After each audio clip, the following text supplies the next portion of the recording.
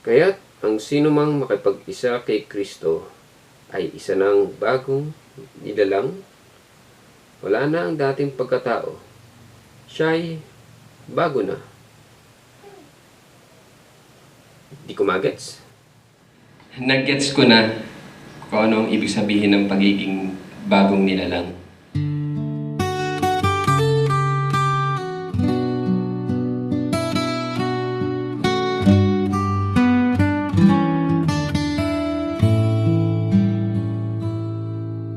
Mula sa putik ng kasalanan, nilugmok ako sa kadiliman. Bawat araw ko'y sumisikip, di ko na makita pa ang langit. Bawat umaga'y walang pag-asa, galit sa puso ko'y nadama.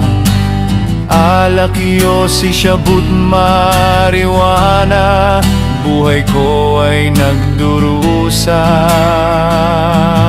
Ngunit may isang liwanag na nooy di ko tinanggap. Ginising ako sa isang problema at siya'y aking nakilala. Isang bagong nilalang, kay Jesus ko lang natagpuan. Pinatawad niya at ako'y binihisan. Isang bagong nilalang, kay Jesus ko lang natagpuan. Pinatawad niya at ako'y binihisan. Bawat umaga'y walang pag-asa, galit sa puso ko'y nadama. Alakyo si Siyabut mariwana, buhay ko ay nagdurusa. Ngunit may isang liwanag na nooy di ko tinanggap.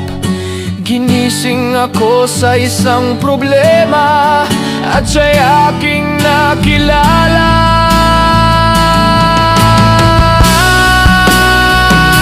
Isang bagong nilalang, kay Jesus ko lang natagpuan. Pinatawad niya at ako'y binihisan.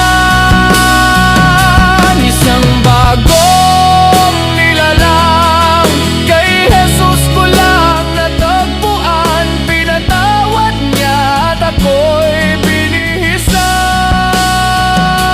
Isang bagong nilalang,